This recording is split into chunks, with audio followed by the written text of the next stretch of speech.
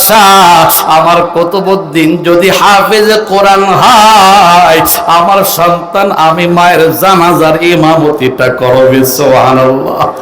আমি মায়ের বড় আশা, আমার কুতুবউদ্দিন হাফেজে কোরআন হইয়া আমি মায়ের লাশটা ধরিয়া কুতুবউদ্দিন আমার লাশটাকে কবর জগতে নামাবে। আরে মানুষ যার যার বাড়িতে চলে আসবে, সন্তান তো মাকে মায়া করে মোহাম্মত করে মার কবরের পাড়ে দাঁড়ায়া আল্লাহর কালামটা তেলাওয়াত করতে থাকবে। আমি মায়ের মনটা সাক্ষ্য দেয়, আমার আল্লাহ পাকের রহমতের দরিয়ার মধ্যে এসে যাবে সন্তানের কোরআন তেলাওয়াতের বদলাতে। আমার আল্লাহ আমি মার কবরের তৌফিক দান করেন। প্রথম যে নির্দেশটি আল্লাহ পাক রব্বুল আলামিন দিয়েছেন, এটা হলো আমাদের জীবনের মূল টার্গেট, এটা হলো আমাদের জীবনের মূল উদ্দেশ্য, এটা হলো আমাদের জীবনের মূল মাকসাদ। কেন আল্লাহ পাক রব্বুল আলামিন আমাদেরকে দুনিয়াতে পাঠাইলেন, আল্লাহ পাকের উদ্দেশ্যটা কি, মাকসাদটা কি, আল্লাহ পাক প্রথমেই বলে দিলেন, ওয়াবুদুল্লাহ, তোমরা ইবাদত করো আল্লাহর। ইবাদত কার? আওয়াজ দিয়ে বলুন কার?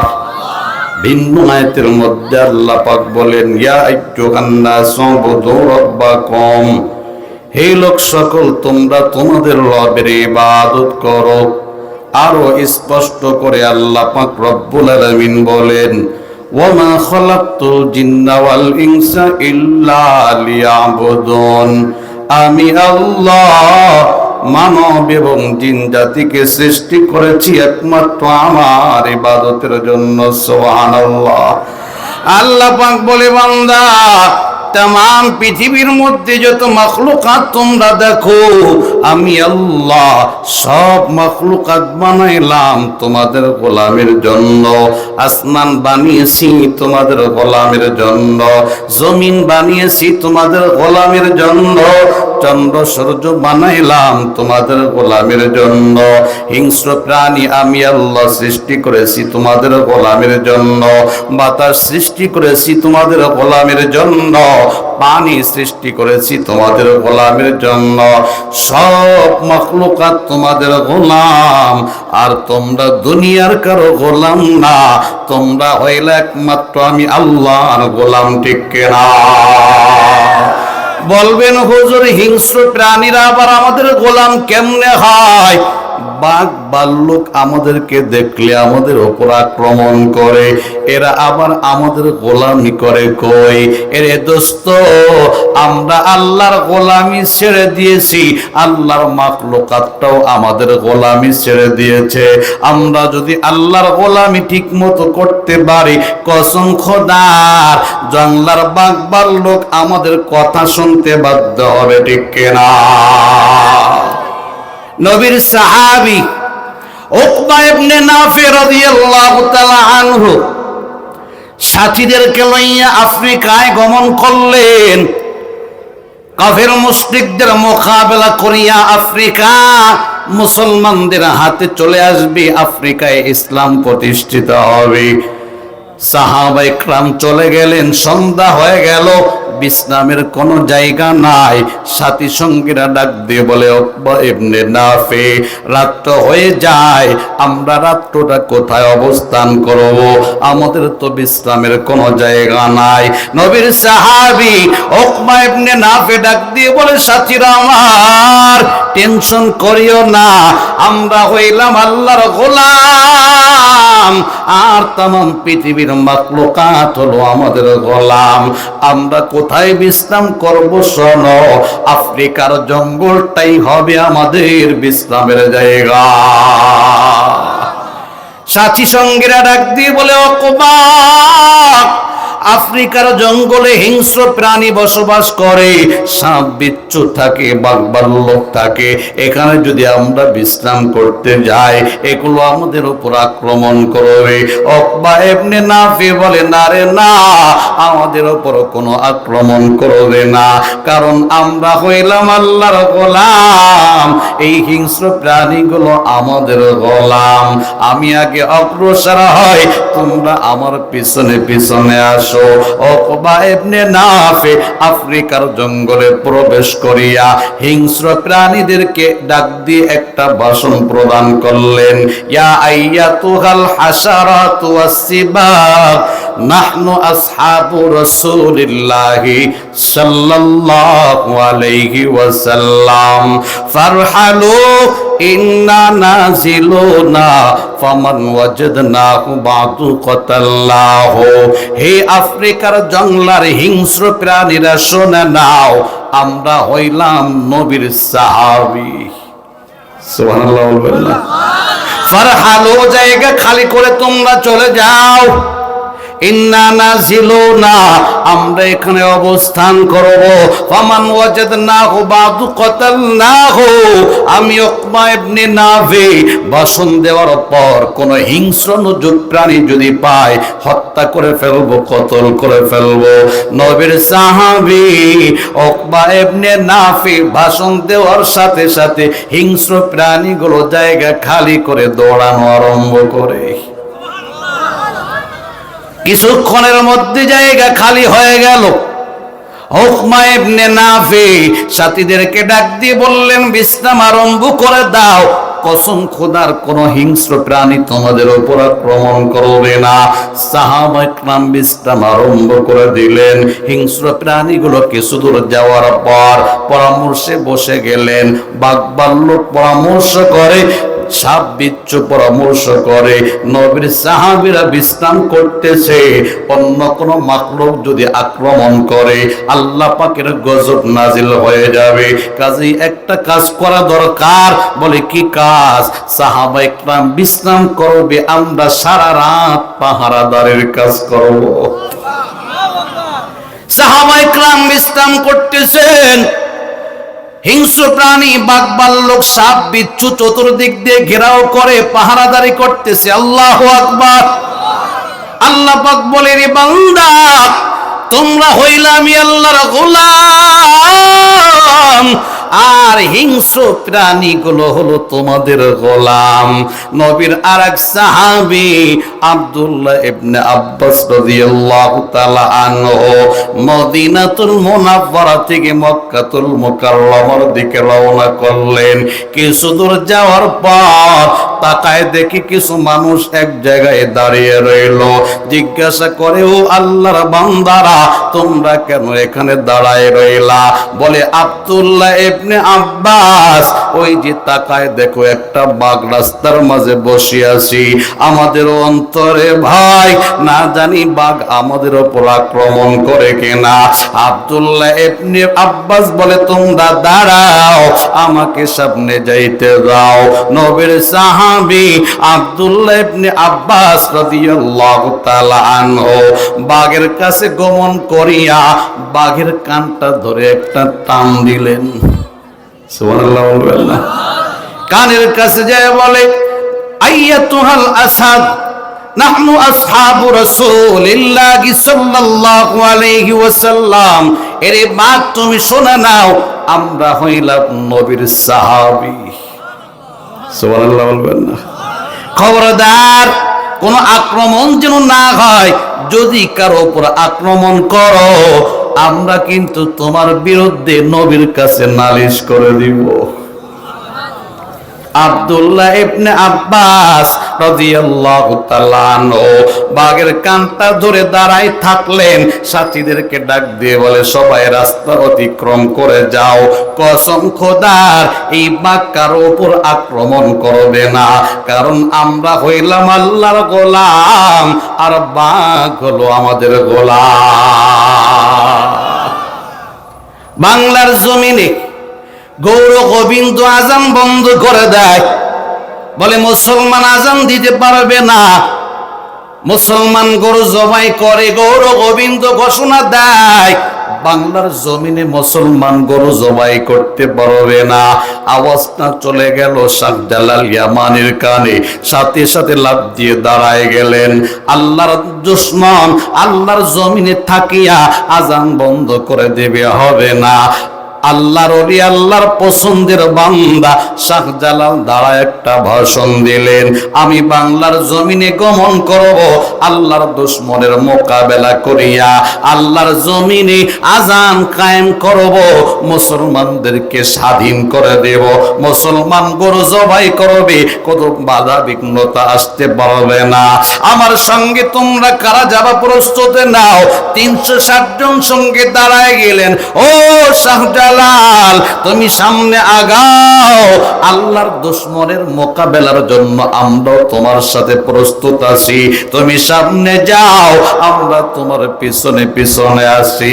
কারণ আমাদের জীবনের মূল টার্গেট দুনিয়া না, আমাদের জীবনের মূল টার্গেট তো জান্নাত। আমাদের জীবনের মূল টার্গেট দুনিয়া না, আমাদের জীবনের মূল টার্গেট তো আখিরাত। আমাদের জীবনের মূল টার্গেট দুনিয়া না, আমাদের জীবনের মূল টার্গেট আল্লাহ পাকের গোলামি। আমাদের জীবনের মূল টার্গেট দুনিয়া না, আমাদের জীবনের মূল টার্গেট পয়গম্বরের অনুসরণ করা। আল্লাহর জমিনে আল্লাহর দুশমন আজান বন্ধ করে দিবে, আর আমরা দুনিয়ায় আরাম আয়েশ করব, হবে না। শাহজালাল, তুমি সামনে আগাও, আল্লাহর দিন কায়েম করতে গিয়া যদি শাহাদাতের পানি পান করতে হয়, যদি রক্ত দিতে হয়, জীবন বিসর্জন দিতে হয়, আমরা পিছপা হব না। আল্লাহর জন্য, আল্লাহর জমিনে দিন কায়েমের জন্য আমরা ফাঁসির কাস্তে ঝুলতে রাজি। সুবহানাল্লাহ। শাহজালাল খুশি হয়ে গেলেন, সাথীদেরকে লইয়া বাংলার জমিনের দিকে গমন করতে আরম্ভ করে দিলেন। গৌর গোবিন্দের কানে আওয়াজ চলে গেল, ওরে গৌর গোবিন্দ, প্রস্তুতি নাও, তুমি আজান বন্ধ করে দিলা, মুসলমানের সৈনিক কিন্তু আসতেছে, তোমার মোকাবেলা করবে, তোমাকে বাংলার জমিন থেকে তাড়াবে, কাজেই তুমি প্রস্তুতি নাও, মুসলমানদের সাথে মোকাবেলা করা লাগবে। গৌর গোবিন্দ মুস্কি মুস্কি হাসে আর বলে, মুসলমানরা তো দুর্বল, আমরা হইলাম সবল, আমাদের অস্ত্রের অভাব নাই, মুসলমানদের কাছে তো তেমন কোনো অস্ত্র নাই।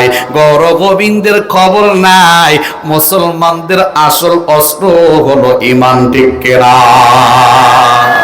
এই জন্য গৌর গোবিন্দ বলে, আরে মুসলমান দুর্বল, মুসলমান দুর্বল, তাদের কাছে তেমন কোনো অস্ত্র নাই। বাংলার জমিনে গমন করতে হলে মাঝখানে বিশাল বড় একটা সমুদ্র বাঁধবে, একটা কাজ করলেই চলবি। বলে কি কাজ? নৌকার ব্যবস্থা বন্ধ করে দাও, পারাপারের ব্যবস্থা বন্ধ করে দাও, মুসলমানরা ওপার থেকে এপার যেন না আসতে পারে, তাদের কাছে এমন কোনো অস্ত্র নাই ওপার থেকে আমাদের ওপর আক্রমণ করবে। সমুদ্রের পারে কিছুক্ষণ দাঁড়াই থাকিয়া মুসলমান আবার চলে যাবে তাদের রাষ্ট্রে, কাজেই কোনো টেনশন করে লাভ নাই। নৌকার ব্যবস্থা বন্ধ হয়ে গেল, পারাপারের ব্যবস্থা বন্ধ হয়ে গেল, সবাই নিশ্চিন্তায় বাংলার জমিনে ঘোরাফেরা করতেছে। এদিক দিয়ে শাহজালাল ইয়ামানি 360 জন সঙ্গী লয়া সমুদ্রের পারে হাজির হয়ে গেল। তাকায় দেখি নৌকা নাই, কোনো পারাপারের ব্যবস্থা নাই। সাথীরা ডাক দিয়ে বলে, শাহজালাল, এত কষ্ট করে আমরা আসলাম, কোনো লাভ হলো না, বাংলার জমিনে প্রবেশ করতে পারি না, নৌকার ব্যবস্থা নাই, পারাপারের কোনো ব্যবস্থা নাই। শাহজালাল ডাক দিয়ে বলে, সাথীরা আমার, টেনশন তোমরা করিও না, আরে আমরা হইলাম আল্লাহর গোলাম, সমুদ্রের পানি হলো আমাদের গোলাম, যায় নামাজের মুসল্লা নাই, আরে আমাদের কাছে নৌকা যদিও নাই কিন্তু যায় নামাজের মুসল্লা তো আছে। মুসলমান বিসমিল্লাহ বলিয়া সমুদ্রের পানির উপরে যায় নামাজের মুসল্লা বিছায়া দাও, বিসমিল্লাহ বলিয়া যায় নামাজের মুসল্লায় কদম দাও। আমার মনটা সাক্ষ্য দেয় যায় নামাজের মুসল্লাই নৌকার মতো আমাদেরকে সমুদ্র পার করে দিবে। সর্বপ্রথম শাহজালাল ইয়ামানি রহমাতুল্লাহ আলাইহি জায়নামাজের মুসল্লা সমুদ্রের পানির উপরে বিছায়া দিলেন, বিসমিল্লাহ বলে কদম দিলেন, আল্লাহর কুদরত আরম্ভ হয়ে গেল, আল্লাহর ওলির কারামত প্রকাশ পেয়ে গেল। জায়নামাজের মুসল্লা মাঝিবিহীন নৌকার মতো শাহজালাল ইয়ামানিকে পার করে দিল। 360 জন সঙ্গীর হিম্মত এসে পড়ছে, আমাদের আমির, আমাদের নেতা পার হয়েছে, আমরাও পারব। প্রত্যেকেই জায়নামাজের মুসল্লা বিছাইয়া বিসমিল্লাহ বলে কদম দেয়। আল্লাহর কুদরতে 360 জন সঙ্গী জায়নামাজের মুসল্লার মাধ্যমে সমুদ্র পার হয়ে গেল। রাত্র হয়ে গেছে। শাহজালাল সাথীদেরকে ডাক দিয়ে বলে, সাথীরা আমার, আমি এমন একজন সঙ্গী চাই, একটু দাঁড়া যাও। যেই বান্দা বালিগ হওয়ার পর থেকে এক ওয়াক্ত নামাজ কাজা দাও নাই, এমন কে আসরে দাঁড়াও বালিগ হওয়ার পর থেকে এক ওয়াক্ত নামাজ কাজা হয় নাই। নাসিরউদ্দিন সেপাহসালার রহমাতুল্লাহ আলাই দুইটা হাত বাড়ায় দাঁড়ায় গেলেন, ও শাহজালাল ইয়ামানি, আমার মনটা সাক্ষ্য দেয় বালিগ হওয়ার পর থেকে এক ওয়াক্ত নামাজ কাজা হয় নাই। শাহজালাল ইয়ামানি রহমাতুল্লাহ আলাইহি বলে, ও নাসিরউদ্দিন ভাই, তোমার জবানটা বড় পাক জবান, তোমার ঈমানটা বড় পাওয়ারফুল ঈমান, জীবনে নামাজ কাজা দাও নাই, আজকে তুমি তোমার পাক জবান দিয়ে আজান আরম্ভ করে দেওয়া। বাংলার জমিনে গৌর গোবিন্দ দীর্ঘদিন আজান বন্ধ করে দিয়েছে, আজকে মুসলমান আজান আবার আরম্ভ করবে।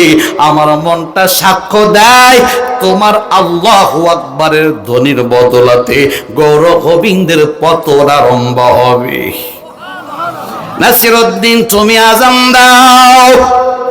আল্লাহর ওলি নাসিরউদ্দিন সেপাহসালার রহমাতুল্লাহ আলাইহি আজান দেওয়া আরম্ভ করে দিলেন। আল্লাহু আকবারের ধ্বনি যখন বের হওয়া শুরু হয়ে গেল, তাকায় দেখে গৌর গোবিন্দের সিংহাসনের মধ্যে কম্পন আরম্ভ হয়ে গেছে।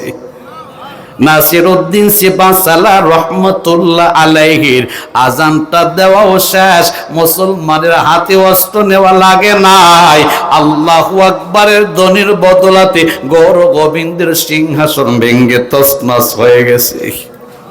আরে মুসলমান, আমরা তো নাসিরউদ্দিন সেপাহসালার রহমাতুল্লাহ আলাইহির উত্তরসূরি, আমরা তো শাহজালাল ইয়ামানি রহমাতুল্লাহ আলাইহির উত্তরসূরি, আমরা তো কাসিম নানুতুবি রহমাতুল্লাহ আলাইহির উত্তরসূরি, আমরা তো হোসেন আহমদ মাদানী রহমাতুল্লাহ আলাইহির উত্তরসূরি, আমরা তো মুফতি শফি সাহেব রহমাতুল্লাহ আলাইহির উত্তরসূরি, আমরা তো শাইখুল হাদিস আল্লামা জাকারিয়া রহমাতুল্লাহ আলাইহির উত্তরসূরি, আমরা তো শাইখুল হাদিস আল্লামা আজিজুল হক রহমাতুল্লাহ আলাইহির উত্তরসূরি, আমরা তো মুফতি আমিনী রহমাতুল্লাহ আলাইহির উত্তরসূরি, আমরা তো হাফিজ জি হুজুর রহমাতুল্লাহ আলাইহির উত্তরসূরি, আমরা তো শামসুল হক ফরিদপুরি রহমাতুল্লাহ আলাইহির উত্তরসূরি। ঈমানটাকে মজবুত রাখো, 5 ওয়াক্ত নামাজ ঠিকমতো আদায় করো, মিথ্যা কথা বলবা না, জবান দিয়ে হারাম বক্ষণ করবা না। কাফের মুশরিকের দল, নাস্তিক মুরতাদের দল যখনই মাথা চাড়া দিয়ে উঠবে, হে মুসলমান, আল্লাহু আকবারের ধ্বনি তুলিয়া ময়দানে ঝাঁপিয়া পড়বা। কসম খোদার, বাংলার জমিন থেকে নাস্তিক মুরতাদ ইহুদি খ্রিস্টানের দালালেরা পালাইতে বাধ্য হবে, ঠিক কিনা?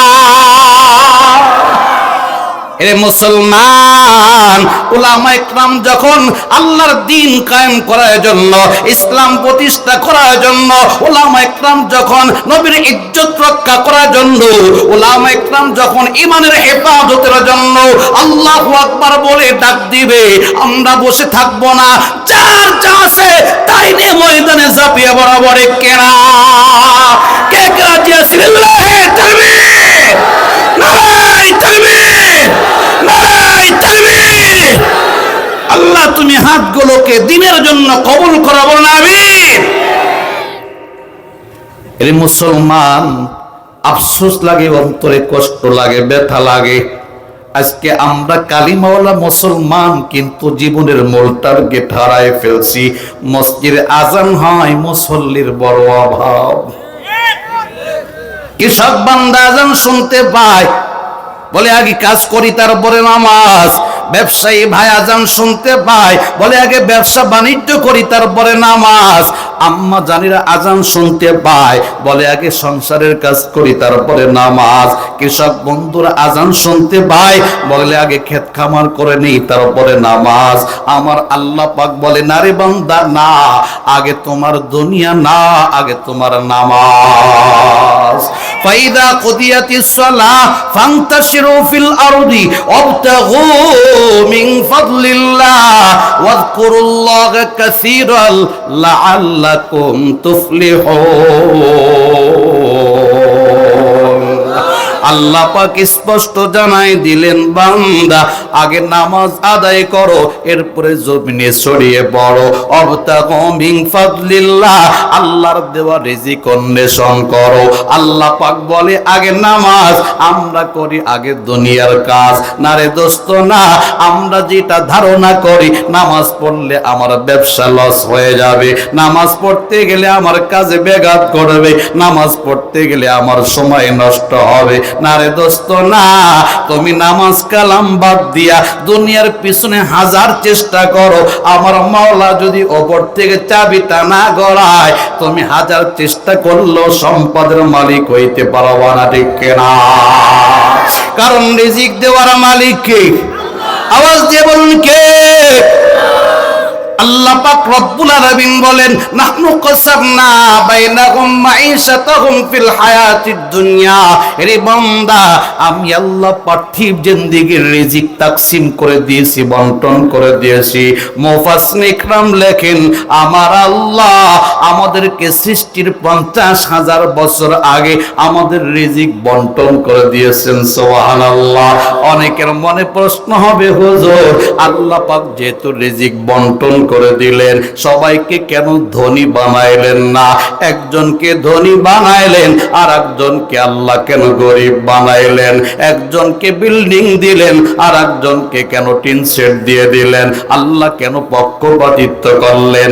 আল্লাহ পাক বলে, বান্দা আমি আল্লাহ জানি তোমাদের অন্তরে প্রশ্ন উদয় হবে, যার কারণে আমি আল্লাহ নিজেই প্রশ্নের জবাবটা দিয়ে দিলাম। এরে বান্দা কোরআনটা খোলো, আমি আল্লাহ কেন একজনকে ধনী বানাইলাম আর একজনকে কেন গরিব বানাইলাম? লিয়াত্তাকিদা বাতুহুম বাদান সুকরিয়া, যেন একজন আর একজন থেকে খেদমত নিতে পারে। খেদমত, সবাই যদি ধনী হয় কোন বান্দা কৃষি কাজ করবে, সবাই যদি ধনী হয় কোন বান্দা দোকানদারি করবে, সবাই যদি ধনী হয় কোন বান্দা ভ্যান চালাবে, রিক্সা চালাবে, সবাই যদি ধনী হয় কোন বান্দা ড্রাইভারি করবে, সবাই যদি ধনী হয় কোন বান্দা সুইপারি করবে, সবাই যদি ধনী হয় কোন বান্দা পোশাক তৈরি করবে, সবাই যদি ধনী হয় কোন বান্দা রাজমিস্ত্রির কাজ করবে, সবাই যদি ধনী হয় কোন বান্দা চাকরি বাকরি করবে।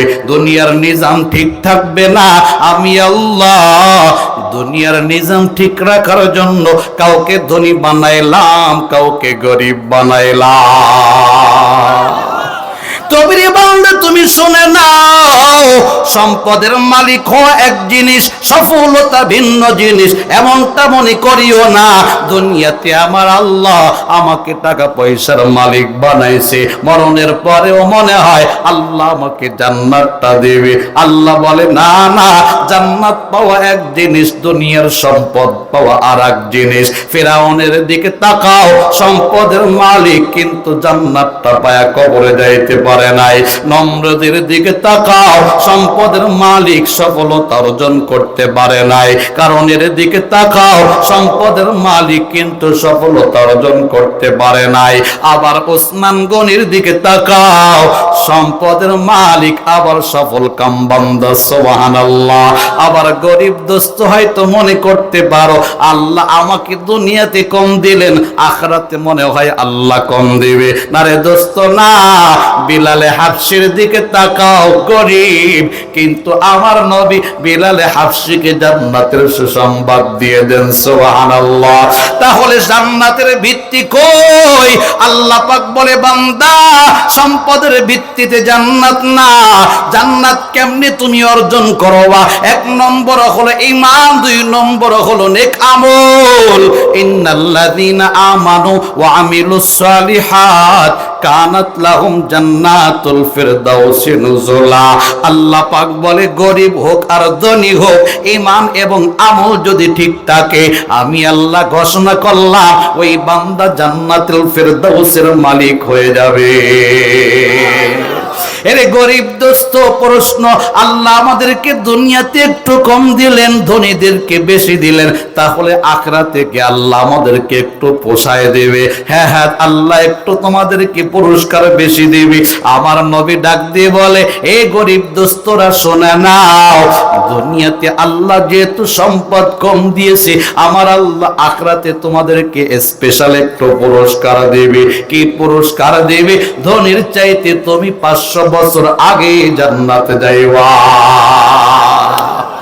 হাসরের ময়দানের একটা দিন হবে দুনিয়ার 50,000 বছর সমতুল্য।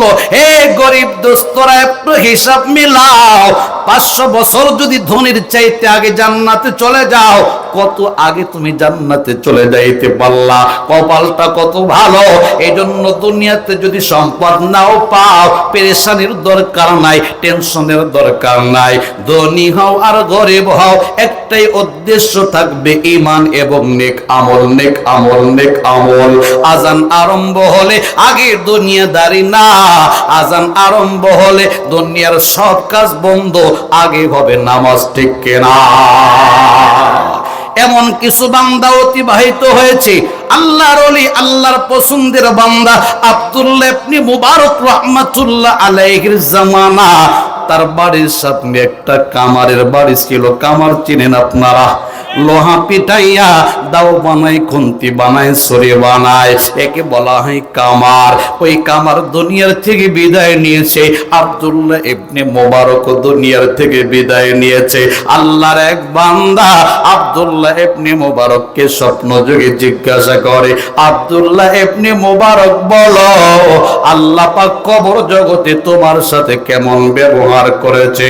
আব্দুল্লাহ ইবনে মুবারক বলে, আমার আল্লাহ আমার সাথে ভালো ব্যবহার করেছে, আমাকে মাফ করিয়া আমার নামটা জান্নাতি খাতায় লিখে দিয়েছে। সুবহানাল্লাহ। তবে রে বান্দা শুনে নাও, আমার বাড়ির সামনে একটা কামারের বাড়ি ছিল, সেও দুনিয়ার থেকে বিদায় নিয়ে কবর জগতে আসছি। আমি লক্ষ্য করে দেখলাম আমার আল্লাহ ওই কামারের সাথেও ভালো ব্যবহার করেছে, কামারকেও মাফ করিয়া তার নামটা জান্নাতি খাতায় উঠাই দিয়েছে। আমি আব্দুল্লাহ ইবনে মুবারক লক্ষ্য করে দেখলাম আমার চাইতে কামার বড় জান্নাতের মালিক হয়ে গেছে। বলে, হযরত আপনার চাইতে একজন সাধারণ কামার বড় জান্নাতের মালিক কেমনে হয়ে গেল? বলে, কারণটা জানি না। তুমি তার বাড়িতে যাও, তার বিবির কাছে জিজ্ঞাসা করো, কামারের এমন কোন আমল ছিল রে যে আমলের কারণে কামার এত দামি হয়ে গেল? আল্লাহর বান্দা সকালবেলা কামারের বাড়ির দিকে দৌড়ানো আরম্ভ করে দিল। কামারের বিবিকে ডাক দিয়ে বলে, ও কামারের বিবি, জানতে চাই তোমার স্বামী একজন কামার হইয়া আব্দুল্লাহ ইবনে মুবারকের চাইতে বড় জান্নাতের মালিক কেমনে হলো? এমন কোন আমল করতো রে? জানতে চাই, আমিও সে আমল করব, মরণের পরে যেন বড় জান্নাতের মালিক হইতে পারি। কামারের বিবি বলে, না, আমার স্বামী একজন সাধারণ, আমার স্বামী আবার বড় জান্নাতটা কেমনি পাবে জানে না। বলে, না রে মা, একটু চিন্তা করে দেখো তোমার স্বামীর কোন আমল আছে একটু জানাও। কামারের বিবি কিছুক্ষণ পরে বলে, হ্যাঁ, 2টা বিষয় আমার চোখের সামনে বাদে। বলে, কি বিষয়? 1 নম্বর হলো আমার স্বামীর দিকে লক্ষ্য করেছি, আজান যখন আরম্ভ হয়ে যায় দুনিয়ার সব কাজ বন্ধ করে আমার স্বামী আল্লাহর ঘর মসজিদে চলে যায়।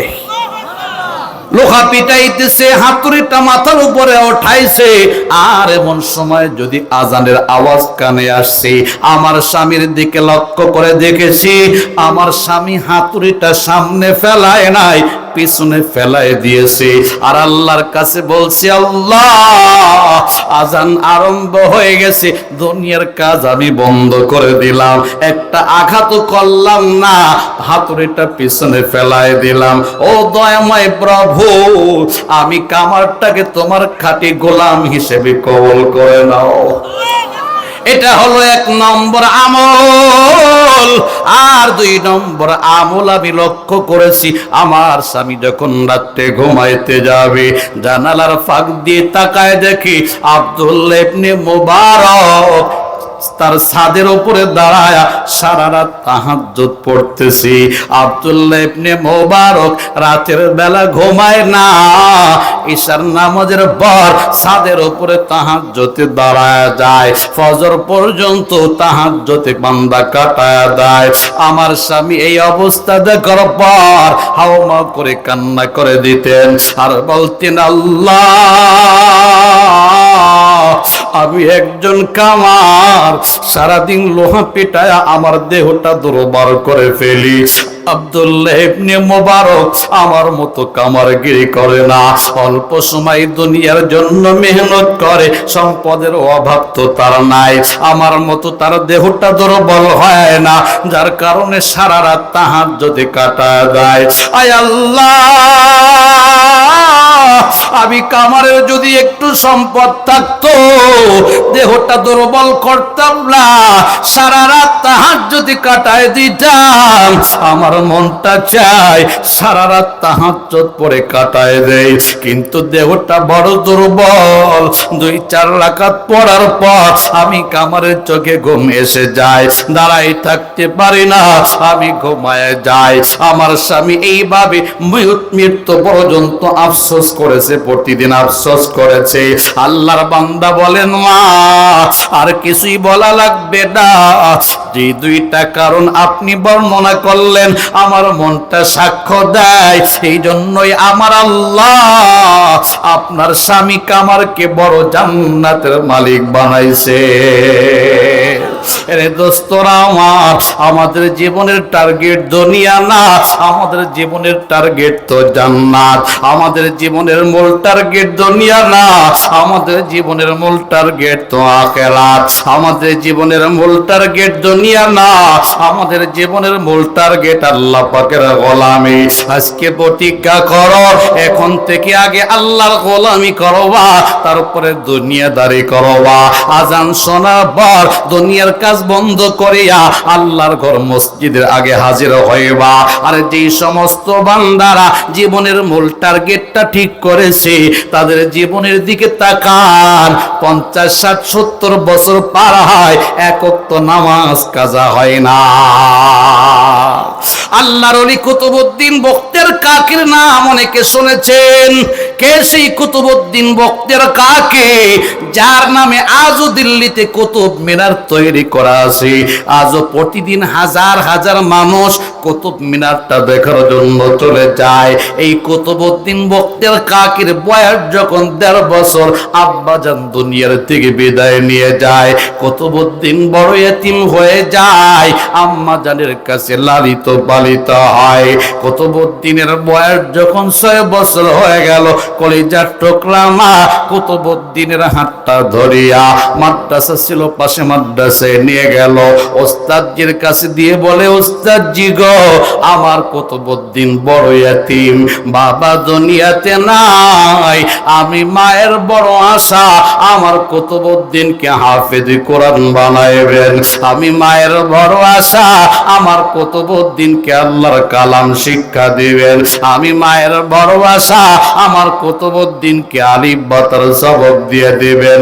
দুনিয়া কামানোর জন্য সন্তানকে হাফেজ বানাইতে চায় না। আমি মায়ের একটা টার্গেট আছে, বলে কি টার্গেট?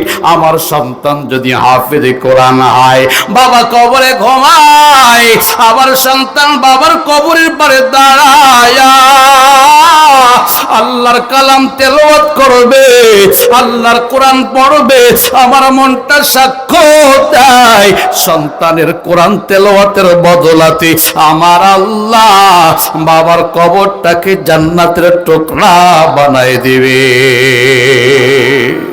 ওস্তাদজি গো, আমি মা দুনিয়াতে চিরদিন থাকবো না, এমন একটা দিন আসবে আমি মায়ের দুনিয়ার থেকে বিদায় নেওয়া লাগবে। আমি মায়ের বড় আশা, আমার কুতুবউদ্দিন যদি হাফেজ কোরআন হয়, আমার সন্তান আমি মায়ের জানাজার ইমামতিটা করবে। সুবহানাল্লাহ। আমি মায়ের বড় আশা, আমার কুতুবউদ্দিন হাফেজ কোরআন হইয়া আমি মায়ের লাশটা ধরিয়া কুতুবউদ্দিন আমার লাশটাকে কবর জগতে নামাবে। আরে মানুষ যার যার বাড়িতে চলে আসবে, সন্তান তো মাকে মায়া করে মহব্বত করে মার কবরের পাড়ে দাঁড়ায়া আল্লাহর কালামটা তেলাওয়াত করতে থাকবে। আমি মায়ের মনটা সাক্ষ্য দেয়, আমার আল্লাহ পাকের রহমতের দরিয়ার মধ্যে জোশ এসে যাবে সন্তানের কোরআন তেলাওয়াতের বদলাতে। আমার আল্লাহ আমি মার কবরটাকে জান্নাতের টুকরা বানাবে। সুবহানাল্লাহ। এই জন্য আমার সন্তানকে আপনার কাছে দিয়ে যায়, আমার সন্তানকে আলিফ বা তার সবকটা আজকে দিয়ে দিবেন। ওস্তাদজি খুশি হয়ে গেলেন, আম্মা জানকে বললেন যান বাড়িতে চলে যান, আপনার কুতুবউদ্দিনকে আজকে আরবি সবক দিয়ে দেব। ওস্তাদজি ওযু বানায়া কুতুবউদ্দিনকে সামনে নিয়ে বসলেন, বলে বাবা কুতুবউদ্দিন তুমি পড়ো আলিফ বা তা সা জিম হা খা দাল দাল। কুতুবউদ্দিন আলিফ বা তা পড়ে না, সূরাতুল ফাতিহা পড়া আরম্ভ করে দিয়েছে। সূরাতুল ফাতিহা মুখস্থ পড়া আরম্ভ করে দিয়েছে। সুবহানাল্লাহ। ওস্তাদজি মনে মনে চিন্তা করে কুতুবউদ্দিন মনে হয় আম্মা জানের কাছ থেকে শুধু সূরাতুল ফাতিহা শিখেছে, এরপরে জবান বন্ধ হবে আর পারবে না, আমি ওস্তাদজি বাকি পারাগুলোর সবক দিয়ে দেব। কিন্তু না রে দোস্তরা, কুতুবউদ্দিন সূরাতুল ফাতিহা শেষ করিয়া জবানটা বন্ধ করে না, সূরাতুল বাকারা মুখস্থ তেলাওয়াত আরম্ভ করে দিল। সুবহানাল্লাহ। সূরাতুল বাকারা শেষ হয়ে গেল, কুতুবউদ্দিন সূরাতুল আল ইমরান মুখস্থ পড়া আরম্ভ করে দিল। সূরাতুল আল ইমরান শেষ হয়ে গেল, সূরাতুন নিসা তেলাওয়াত আরম্ভ করে দিল। সূরাতুন নিসাও শেষ হয়ে গেল, সূরাতুল মাইদা তেলাওয়াত আরম্ভ করে দিল। সূরাতুল মাইদাও শেষ হয়ে গেল। ওস্তাদজি হা করে তাকায় রইলেন। 6 বছরের কুতুবউদ্দিন আমি আলিফ বা তার সবক দেই, সে আলিফ বা তা পড়ে না, এক একটা সূরা ধরে আর মুখস্থ শোনায় দেয়। কুতুবউদ্দিন পড়তে পড়তে 17 পারা কোরআন মুখস্থ শোনায় দিল। আওয়াজ দিয়ে বলেন না সুবহানাল্লাহ। উস্তাদজি ডাকতে বলে ওরে বাবা কুতুবউদ্দিন তুমি কি ঘটনা ঘটাইলা? আম্মা জান নিয়ে আসছে, আমি তোমাকে আলিফ বা তার সবক দিয়ে দিতাম, তুমি আলিফ বা তা পড়ো না, একে একে 17 পারা মুখস্থ শোনায় দিলা। বাবারে আমাকে একটু তোমার বাড়িতে নিয়ে চলো, পর্দার আড়ালে দাঁড়ায়া তোমার মায়ের সাথে একটু কথোপকথন করো। 6 বছরের বাচ্চা কুতুবউদ্দিন উস্তাদজির হাতটা ধরিয়া বাড়িতে নিয়ে গেলেন। আম্মা জানকে ডাক দিলেন, মা উস্তাদজি আসছে, পর্দার আড়ালে দাঁড়ায়া তোমার সাথে একটু কথোপকথন করবে। আম্মা জান দৌড়ায় চলে আসলেন, ও কুতুবউদ্দিনের ওস্তাদ বলুন কি আমার কাছে জিজ্ঞাসা করতে আসলেন? ওস্তাদজি ডাক দিয়ে বলেন, মা আমি জানতে চাই আপনার কুতুবউদ্দিন 17 পারা কোরআন কেমনে মুখস্থ করলো? আপনি আমার কাছে দিয়ে আসলেন, আমি যেন আলিফ বা তার সবক দিয়ে দেই। আমি আলিফ বা তার সবক দিতে আরম্ভ করলাম, আপনার কুতুবউদ্দিন আলিফ বা তা পড়ে না, আপনার কুতুবউদ্দিন একে একে 17 পারা মুখস্থ শোনায় দেয়, একটা ভুল পর্যন্ত যায় না। আম্মা জান জানতে চাই আপনার এই শিশু বাচ্চা 17 পারা কেমনে মুখস্থ করলো? কলিজার টুকরা মা ডাক দিয়ে বলে, ওস্তাদজি গো আমার কুতুবউদ্দিন 17 পারা কেমনে মুখস্থ করছে আমি মাই তো জানি না। আওয়াজ দিয়ে বলেন আল্লাহু আকবার। ওস্তাদ জি গো, আপনি হলেন আমার কুতুবউদ্দিনের প্রথম ওস্তাদ। আপনার আগে কোনো ওস্তাদ আমি রেখে দেয় নাই, আপনি হলেন প্রথম শিক্ষক। আমার কুতুবউদ্দিন আমার কাছে লালিত পালিত হলো, 17 পারা কোরআনকে মুখস্থ করাইলো। আমি মাই তো জানি না। ওস্তাদ জি গো, আপনি জিজ্ঞাসা করুন কুতুবউদ্দিনের কাছে, কুতুবউদ্দিন জবাব দিবে কেমনে মুখস্থ করলো। ওস্তাদ জি জিজ্ঞাসা করেন, বাবা তুমি জবাব দাও, 17 পারা কোরআন তুমি কেমনে মুখস্থ করলা? কুতুবউদ্দিন মুস্কি মুস্কি হাসে আর ডাক দিয়ে বলে, ওস্তাদ জি গো, আমি কুতুবউদ্দিন আমার মায়ের জবানের তেলাওয়াত শুনতে শুনতে 17 পারা মুখস্থ করে ফেলছি। আমার মা এমন একজন মা, রান্না বান্না করে জবান দিয়ে আল্লাহর কালাম তেলাওয়াত করতে থাকে। আমার মা এমন একজন মা, ঘর ঝাড়ু দেয় জবান দিয়ে কোরআন তেলাওয়াত করতে থাকে। আমার মা এমন একজন মা, আমি কুতুবউদ্দিনকে ঘুম পাড়ায় জবান দিয়ে কোরআন তেলাওয়াত করতে থাকে। আমার মা এমন একজন মা, আমি কুতুবউদ্দিনকে ঘুম থেকে জাগ্রত করে জবান দিয়ে কোরআন তেলাওয়াত করতে থাকে। আমার আম্মা এমন একজন মা, দুনিয়ার কাজ কাম করতে থাকে, জবান বন্ধ হয় না, জবান দিয়ে আল্লাহর কালাম তেলাওয়াত বের হইতে থাকে। ওস্তাদ জি গো, আমি কুতুবউদ্দিন 6 বছর বয়সে আম্মা জানের তেলাওয়াত শুনতে শুনতে 17 পারা মুখস্থ করে ফেলছি। কেমন মারে কেমন মা! আজকে মা আছে, এমন মায়ের বড় অভাব। অধিকাংশ মায়ের দিকে তাকাইলে কষ্ট লাগে, দুঃখ লাগে। আম্মা জানিরা আল্লাহর কালামটা তেলাওয়াত করে না। যেদিন বিবাহ হয়েছিল, বাবার বাড়ির থেকে মা একটা কোরআন নিয়ে স্বামীর ঘরে আসছিল। স্বামীর সংসারে আসার পর আম্মা জান তাকের মধ্যে কোরআনটা রেখে দিল। স্বামীর সংসার 20 বছর পার হয়ে গেল, 30 বছর পার হয়ে গেল, 40 বছর পার হয়ে গেল, 50 বছর পার হয়ে গেল। আম্মা জান তাকের মধ্য থেকে কোরআনটা বাড়িয়া একটা দিন তেলাওয়াত করার সুযোগ পায় নাই। অথচ তাকায় দেখো, ওই মাই প্রতিদিন মোবাইলের পিছনে ঘন্টার পরে ঘন্টা ব্যয় করতেছে। ঠিক কিনা? আজকে ঘরে আল্লাহর কালামের তেলাওয়াত নাই, আজকে ঘরের মধ্যে আল্লাহর কোরআনের তেলাওয়াত নাই। আম্মা জানেরা কোরআন পড়ে না, না পড়তে পড়তে আম্মা জানরা কোরআনটা ভুলে গিয়েছি। শুধু আম্মাদেরকে বলতেছি না, ও মুরব্বী বাবারা, আপনাদের অবস্থাটাও তো এমন। দুনিয়ার মহাব্বত অন্তরে এত ঢুকাইলেন, দিনরাত 24টা ঘন্টা দুনিয়া দুনিয়া দুনিয়া। ঘুমাইতে যান দুনিয়ার ফিকির, ঘুম থেকে ওঠেন দুনিয়ার ফিকির, রাস্তা দিয়ে চলেন দুনিয়ার ফিকির। এমন ভাবে দুনিয়া ঢুকে গেল, আল্লাহর কালামটা একটু বের করে তেলাওয়াতের সুযোগ হলো না। আরে ছোটবেলায় মক্তবে যাইতাম, লক্ষ্য করতাম প্রতিটা মুসলমানের ঘর থেকে কোরআনের আওয়াজ বের হয়। ফজরের নামাজ পড়িয়া আম্মা জানেরা কোরআন পড়ে, আব্বা জানেরা কোরআন পড়ে। আজকে মুসলমানদের ঘর আছে কিন্তু কোরআন তেলাওয়াত নাই। ক্ষতিটা কি হয়ে গেল? আল্লাহর কালামের তেলাওয়াত না থাকার কারণে আমার আল্লাহর রহমত বরকত আসা বন্ধ হয়ে গেল। স্বামী স্ত্রীর মধ্যে মিল মহাব্বত নাই, সন্তান মা বাবার মধ্যে মিল মহাব্বত নাই। কেমনে আসবে? আল্লাহর কালামের তেলাওয়াত ঘরের মধ্যে নাই। ঘরের মধ্যে কোরআনটা পড়ে আছে, ময়লা আবর্জনার মধ্যে একটু পরিষ্কার করবে সেটাও সুযোগ হয় না। অথচ শয়তানের বাক্স টিভি পড়ে আছে, তার জন্য সুন্দর জুজদানের ব্যবহার হয়, তার জন্য ভালো খাবারের ব্যবস্থা হয়, প্রতিদিন পরিষ্কার করা হয়। জাহান্নামের বাক্সকে মায়া করে পরিষ্কার পরিচ্ছন্ন রাখে, কিন্তু আমার মাওলার কালামটা তাকের মধ্যে পড়ে আছে, একটা খাবার বানানোর সুযোগ হলো না। মাওলার কালামটা চুমকাবে, বুকে নেবে, একটু তেলাওয়াত করবে, সেই সুযোগ হলো না। এর দোস্ত কেমনে আল্লাহর রহমত নাজিল হবে?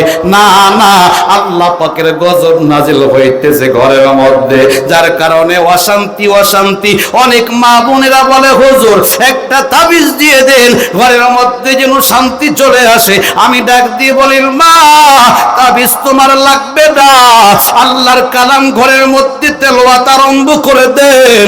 কোরআন তেলাওয়াতের বদলাতে আমার আল্লাহ আসমান থেকে রহমত বরকত নাজিল করিয়া ঘরের মধ্যে শান্তি দিবেন, ঠিক কিনা?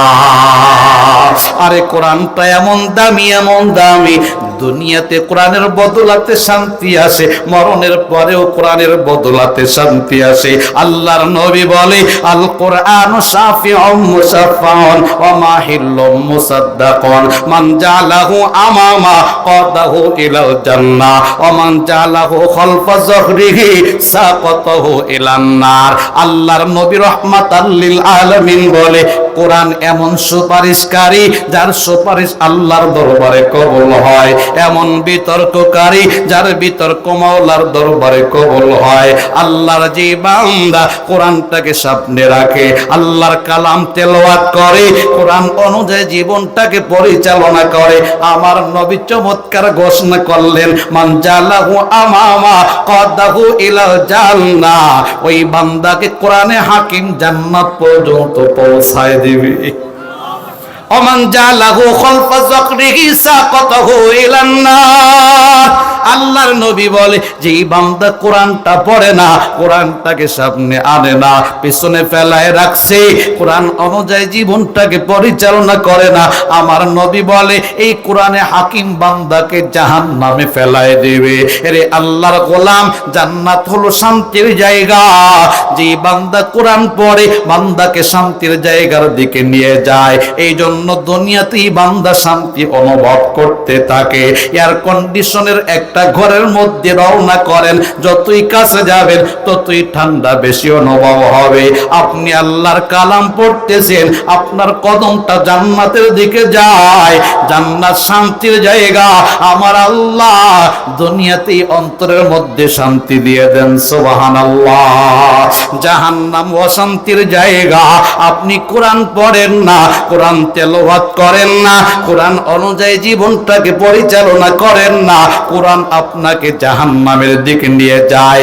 দুনিয়ায় থাকতে যেহেতু জাহান্নামের দিকে রওনা করছেন, আগুনের দিকে রওনা করছেন, যার কারণে আপনার অন্তরে শান্তি নাই, অশান্তি বিরাজ করতেছে।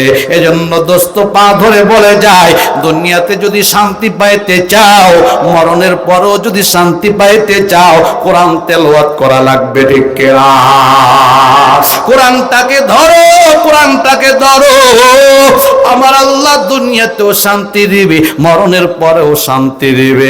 টাকা পয়সা শান্তি দিতে পারে না, বাড়ি গাড়ি শান্তি দিতে পারে না, এগুলো শান্তির উপকরণ, শান্তি কিন্তু এগুলো দিতে পারে না। টাকা পয়সা কম যদিও হয়, আল্লাহর কালাম তেলাওয়াত করো, কসম আল্লাহর, আমার আল্লাহ অন্তরের মধ্যে প্রশান্তি দান করবে, ঠিক কিনা?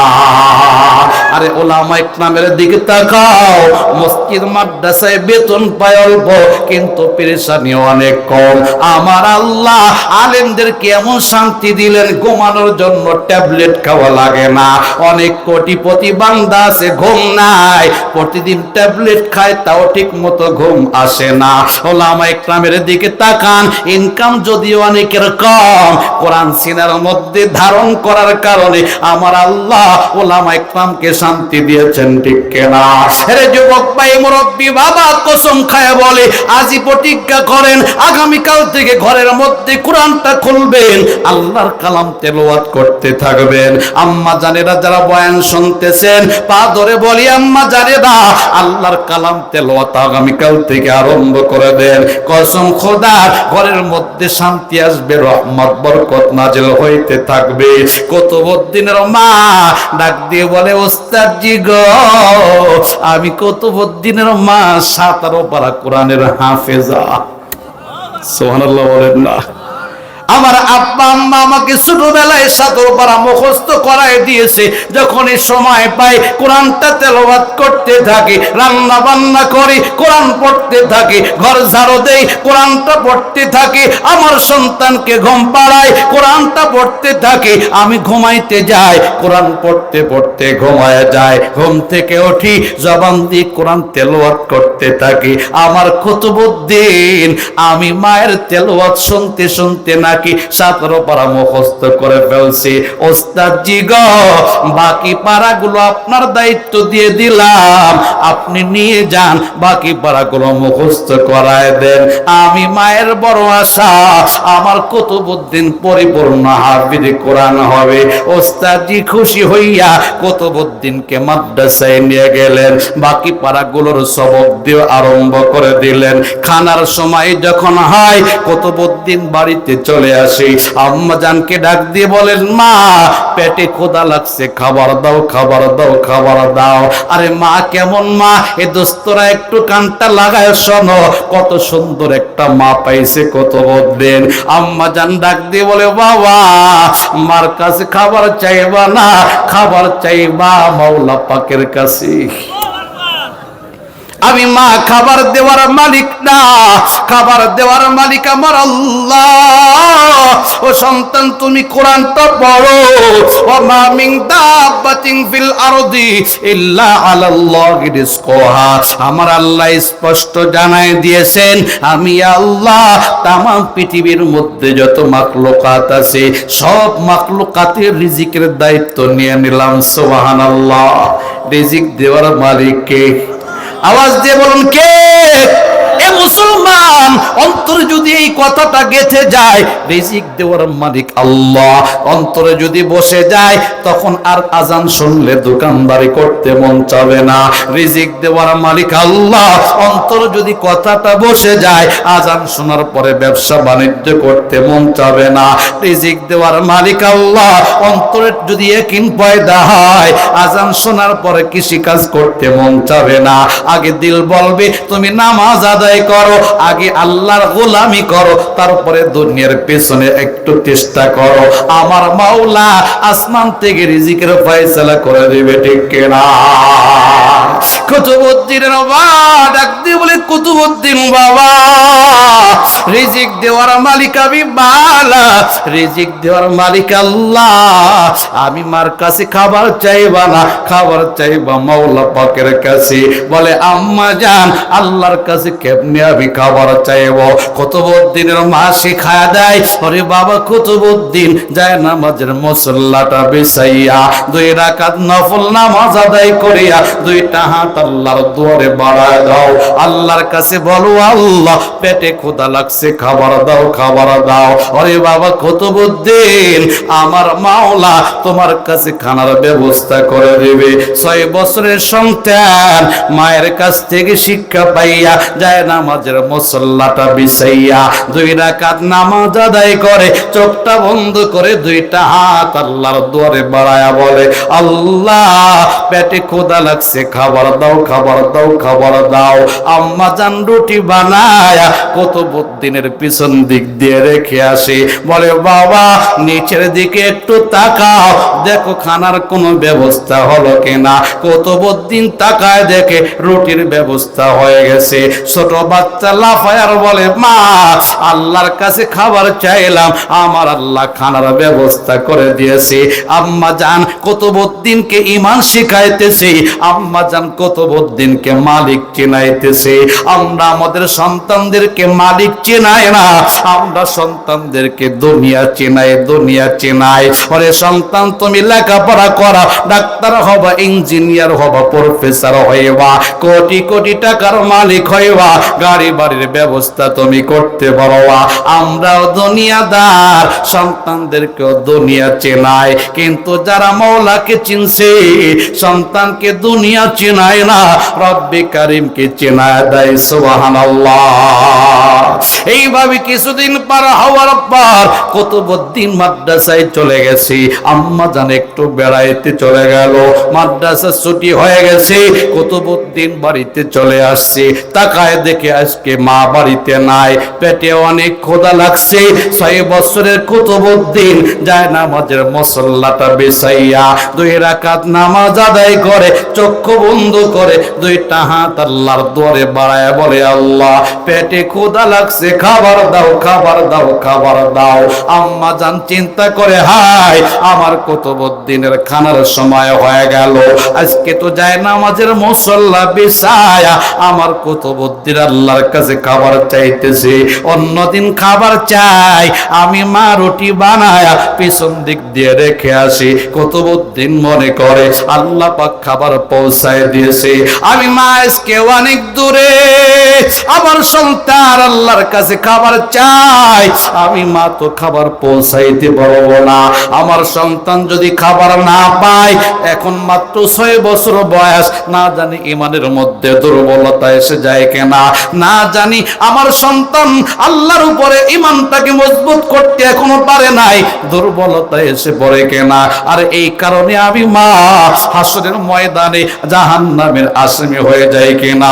কারণ আমার আল্লাহ কোরআনে তো জানায় দিয়েছে যে মা বাবা তার সন্তানকে রব্বিক করিমকে চিনাইবে না, যে মা বাবা তার সন্তানকে কোরআন শিখাইবে না, যে মা বাবা তার সন্তানকে নামাজের তালিম দিবে না, যে মা বাবা তার সন্তানটাকে দিন শিক্ষা দিবে না, হাসরের ময়দানে ওই সন্তান মা বাবার বিরুদ্ধে আল্লাহর কাছে বিচার দায়ের করবে।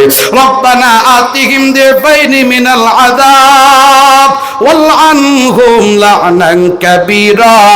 সন্তান বলবি, আল্লাহ ওই যে আমার মা বাবা দুনিয়াতে তারা নামাজ পড়ছে, আমি সন্তানকে নামাজের কথা বলে নাই, দুনিয়াতে তারা কোরআন পড়ছে, আমি সন্তানকে কোরআনের তালিম দেই নাই।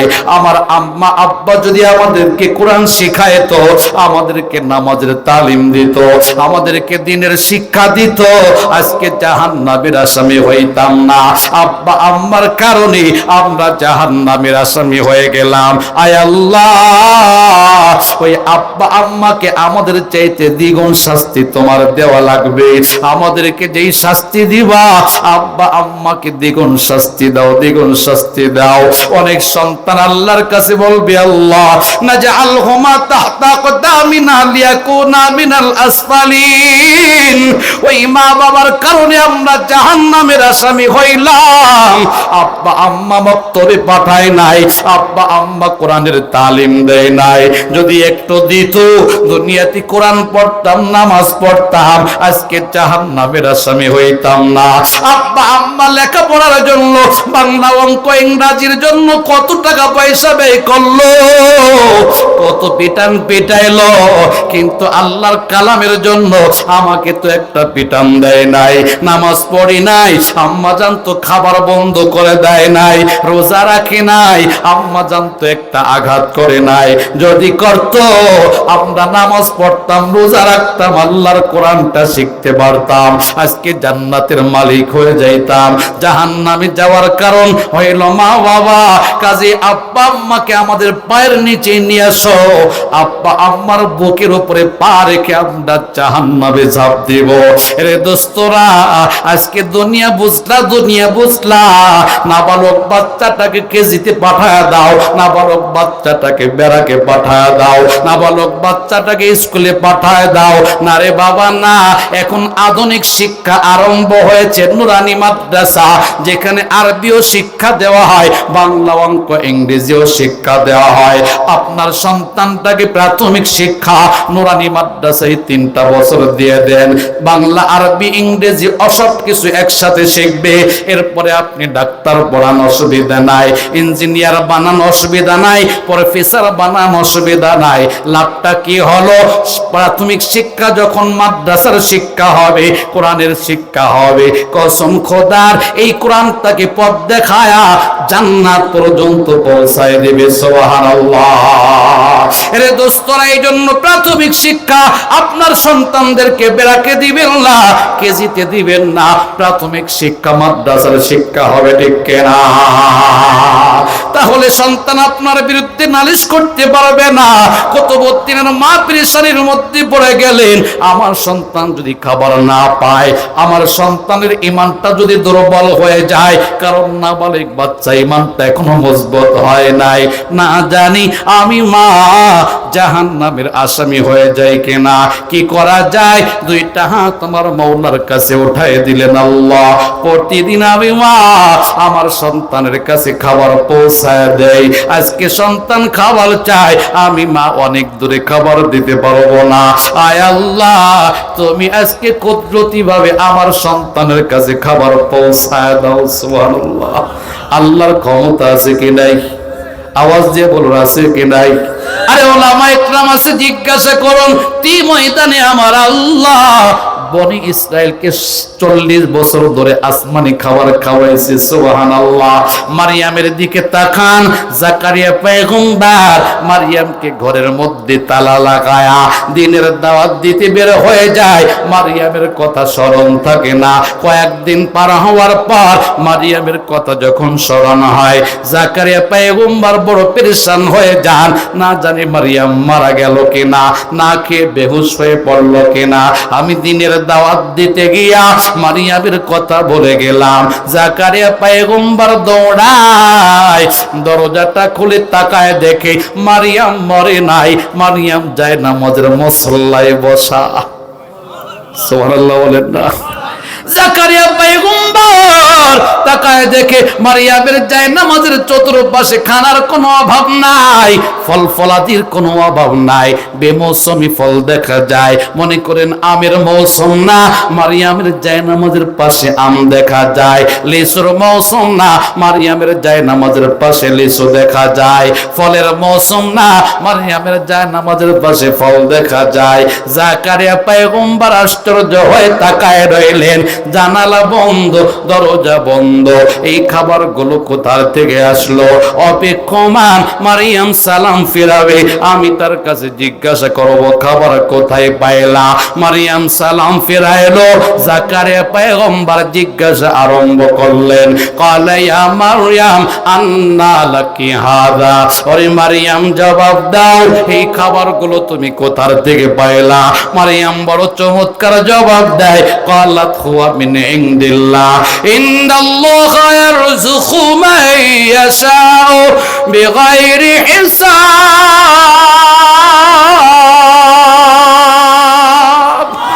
মারিয়াম ডাক দিয়ে বলে, খালু জান, আপনি আমাকে ভুলে যাইতে পারেন, কিন্তু আমার মাওলা আমাকে ভুলে নাই। আপনি যেই খাবারগুলো দেখেন, আমার মাওলার পক্ষ থেকে খাবারগুলো আসছে। আমার মাওলা যাকে চান তাকে হিসেব ছাড়া রিজিক দান করেন। জাকারিয়া পয়গম্বরের তখন পর্যন্ত কোনো সন্তান ছিল না। আল্লাহর কুদরত যখন দেখলেন, আমার আল্লাহ বেশ বেমৌসুমি ফল ফলাদি মারিয়ামের কাছে কুদরতি ভাবে পৌঁছায় দিলেন। জানালা বন্ধ, দরজা বন্ধ, বাহির থেকে খাবার পৌঁছানোর কোনো রাস্তা নাই। কিন্তু আল্লাহ তো কাদের কুদরত, সর্বক্ষমতার মালিক। আল্লাহ পাক ইচ্ছা করলে সব পারে। কুদরতি ভাবে খাবার পৌঁছায় দিয়েছি। তখন পর্যন্ত জাকারিয়া পয়গম্বরের কোনো সন্তান ছিল না এবং বয়স অনেক হয়ে গেছে, বৃদ্ধ হয়ে গেছে, সন্তান আসার কোনো সম্ভাবনাও নাই। কিন্তু আল্লাহর কুদরত দেখার পর মনে মনে চিন্তা করে, আল্লাহ পাক যদি কুদরতি ভাবে মারিয়ামের কাছে খাবার পৌঁছায় দিতে পারে, আমি যদি আল্লাহর কাছে আবদার করি, আমার মাওলা ইচ্ছা করলে বৃদ্ধ বয়সে আমি জাকারিয়াকে সন্তানও দিতে পারে। পারে কি পারে না? ক্ষমতা মাওলার আছে কি নাই? এবার জাকারিয়া পয়গম্বর দোয়া করে আরম্ভ করে দিলেন। হুনালিকা দা জাকারিয়া রাব্বা, ক্বালা রাব্বি হাবলি মিন লাদুনকা যুররিয়াতান তাইয়্যিবা ইন্নাকা সামিউদ দুআ।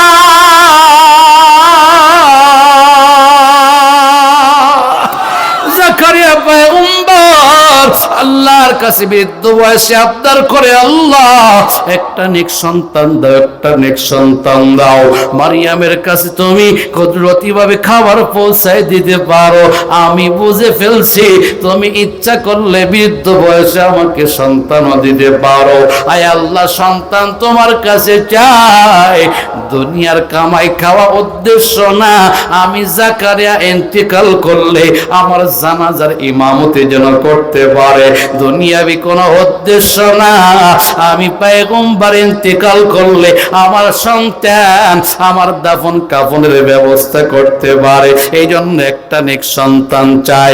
আল্লাহ ডাক দিয়ে বলে, ও জাকারিয়া পয়গম্বর, বৃদ্ধ বয়সে আমি আল্লাহর উপরে আস্থা রাখিয়া একটা নেক সন্তান চাও। আমি আল্লাহ তোমার আবদার মঞ্জুর করে নিলাম, অপেক্ষা করো। আমি আল্লাহ তোমার বৃদ্ধ বয়সে একটা নেক সন্তান দান করব। আল্লাহ পাক রব্বুল আলামিন বলে, জাকারিয়া পয়গম্বর শুনে নাও, আমি আল্লাহ তোমাকে যে নেক সন্তানটা দান করাবো, সন্তানের নাম দুনিয়ার কেউ রাখবে না, আমি আল্লাহ নিজেই তোমার সন্তানের নামটা রেখে দেব। সুবহানাল্লাহ। জাকারিয়া বলে, আল্লাহ আমার সন্তানের নামটা তুমি কি রাখতে চাও? আল্লাহ ডাক দিয়ে বলে, জাকারিয়া রে, আমি আল্লাহ তোমার সন্তানের নাম নির্বাচন করলাম ইয়াহইয়া। সুবহানাল্লাহ। তাফসীরের মধ্যে লেখে, ইয়াহইয়া নামটা আল্লাহ পাক সর্বপ্রথম নির্বাচন করেছেন। ইতিপূর্বে ইয়াহইয়া নাম কারো ছিল না। আরে আল্লাহর গোলাম, তাহলে সন্তান দেওয়ার মালিক কে? আওয়াজ দিয়ে বলুন কে? নাকি বাবা সন্তান দিতে পারে? কোন দরবার সন্তান দিতে পারে? কোন পীর মাশায়েখ সন্তান দিতে পারে? কোন আলিম ওলামা সন্তান দিতে পারে? না রে দোস্ত, না। দুনিয়ার কারো ক্ষমতা নাই, সন্তান দেওয়ার ক্ষমতা একমাত্র আমার মাওলার। ঠিক কিনা? কাজেই যাদের সন্তান হবে না, সন্তান চাবে কার কাছে? আওয়াজ দিয়ে বলুন, কার কাছে? এ মা বোনেরা, পা ধরে বলে যায়, বাবার দরবারে গমন করে সন্তান চাইবা না, মাজারে গমন করে সন্তান চাইবা না, পীর মাশায়েখের কাছে সন্তান চাইবা না, দুনিয়ার কারো কাছে সন্তান চাইবা না। যদি চাও শিরিক হয়ে যাবে, ঈমানের দৌলতটা বিদায় নিয়ে নেবে। এই জন্য পা ধরে বলি, সন্তান যদি না হয়, আল্লাহর কাছে যদি চাওয়ার মতো চাইতে পারো, আমার মন বলে আমার আল্লাহ সন্তান দিয়ে দিবে। ঠিক কিনা? সন্তান দেওয়ার মালিক যেমন আল্লাহ, রিজিক দেওয়ার মালিকও তেমন আল্লাহ। তুমি যদি অকেজ হয়ে যাও, তোমার কাছে খাবার পৌঁছানোর কোনো রাস্তা নাই। কসম খোদার, আমার আল্লাহ না খাওয়ায় তোমাকে কবর জগতে নেবে না। ফেরেশতার মাধ্যমে হলেও আমার আল্লাহ তোমার কাছে রিজিক পৌঁছায় দিবে। সুবহানাল্লাহ। এই একিন আছে কুতুবউদ্দিনের মায়ের। এই জন্য আল্লাহর কাছে বলে, আল্লাহ আমার কুতুবউদ্দিনের কাছে তুমি খাবার পৌঁছায়া দাও। আম্মা জান দোয়া করে আর দৌড়ায় চলে আসে সন্তানের কাছে। তাকায় দেখে সন্তান বিছানায় বিশ্রাম আরম্ভ করে দিয়েছে। মা বড় পেরেশান, না জানি সন্তানটা না খেয়ে বিশ্রাম করে কেনা। আম্মা জান ডাক দিয়ে বলে, বাবা কুতুবউদ্দিন, খাবার কি খাইছো নাকি না খেয়ে বিশ্রাম করতেছো? কুতুবউদ্দিন বলে, মা আমি তো খানা খাইছি। সুবহানাল্লাহ। আম্মা জান ডাক দিয়ে বলে, বাবা খাবার তুমি কোথায় পাইলা? কুতুবউদ্দিন বলে, মা যায় নামাজের মুসল্লা বিছায়া আমি আমার মাওলার কাছে যখন খাবার চাইলাম, আমার মাওলা আমার কাছে খাবার পৌঁছায় দিয়েছে। সুবহানাল্লাহ। আম্মা জান ডাক দিয়ে বলে, বাবা বলো তো দেখি খানার মধ্যে কেমন মজা লাগলো, কেমন স্বাদ লাগলো? কুতুবউদ্দিন বলে, মা এক একটা কামড় লাগায় এক এক রকম মজা বের হয়, এক একটা কামড় দেই এক এক রকম স্বাদ বের হয়। ওগো আম্মা জান, আজকে রুটির মধ্যে এত মজা পাইলাম, এত স্বাদ পাইলাম, ইতিপূর্বে আমি কুতুবউদ্দিন এত মজা খানার মধ্যে পাই নাই। আম্মা জান ডাক দিয়ে বলি, বাবা কুতুবউদ্দিন, আল্লাহর কুদরতি পায়ে সিজদা করো। আমার মনটা সাক্ষ্য দেয়, আজকে দুনিয়াবি কোনো খাবার তুমি খাও নাই। যেই খাবারগুলো তুমি খাইলা, আমার মাওলা জান্নাতি খাবার জান্নাত থেকে তোমার কাছে পৌঁছায় দিয়েছে। এরে আল্লাহর গোলাম, এই সেই কুতুবউদ্দিন আম্মার দুনিয়ার থেকে যেদিন বিদায় গ্রহণ করবে, খাদেমকে ডাক দিয়ে বলে, ওরে খাদেম শোনা নাও, আমি কুতুবউদ্দিন দুনিয়াতে থাকবো না, চলে যাওয়ার সময় ঘনিয়ে আসছে, চলে যাব। তবে একটা ওসিয়াত করে যায়, আমার ইন্তেকালের পর সাধারণ কেউ যেন জানাজার ইমামতি না করে। এমন বান্দা জানাজার ইমামতি করতে হবে যার মধ্যে 4টা গুণ পাওয়া যাবে। 1 নম্বর গুণ হলো আল্লাহর বান্দা বালিগ হওয়ার পর থেকে জীবনে কোনোদিন এক ওয়াক্ত নামাজ কাজা দেয় নাই। 2 নম্বর গুণ হলো আল্লাহর বান্দা আসরের নামাজের পূর্বে যে 4 রাকাত সুন্নাতে জায়েদা আছে, সুন্নাতে জায়েদা আরম্ভ করার পর থেকে কোনোদিন সুন্নাতে জায়েদা ছাড়ে নাই। 3 নম্বর গুণ হলো আল্লাহর বান্দা তাহাজ্জুদ পড়া যেদিন থেকে আরম্ভ করেছে আর কোনোদিন তাহাজ্জুদ কাজা দেয় নাই। 4 নম্বর গুণ হলো আল্লাহর বান্দা বালিগ হওয়ার পর থেকে এই চক্ষু দিয়ে কোনো বেগানা নারীর দিকে শাহওয়াতের সাথে তাকায় নাই। এই 4টা গুণ যার মধ্যে পাইবা, ওই বান্দা আমার জানাজার ইমামতি করবে। এই 4টা গুণ যদি না পাও, আমার জানাজা লাগবে না। বিনা জানাজায় আমি কুতুবউদ্দিনকে কবর জগতে দাফন করে দেবে। ওসিয়াত করিয়া আল্লাহর ওলি কুতুবউদ্দিন দুনিয়ার থেকে বিদায় নিয়ে গেলেন। হাজার হাজার লক্ষ লক্ষ মানুষ কুতুবউদ্দিনের জানাজায় শরীক হয়ে গেল। খাদিম দাঁড়ায় গেলেন, সাবধান, সাধারণ কেউ জানাজার ইমামতি করতে পারবা না। কুতুবউদ্দিনের ওসিয়াত যার মধ্যে 4টা গুণ পাওয়া যাবে, ওই বান্দা জানাজার ইমামতি করবে। সবাই শুনে নাও, এই 4টা গুণ কার মধ্যে আছে? বলে কি গুণ তুমি বলো?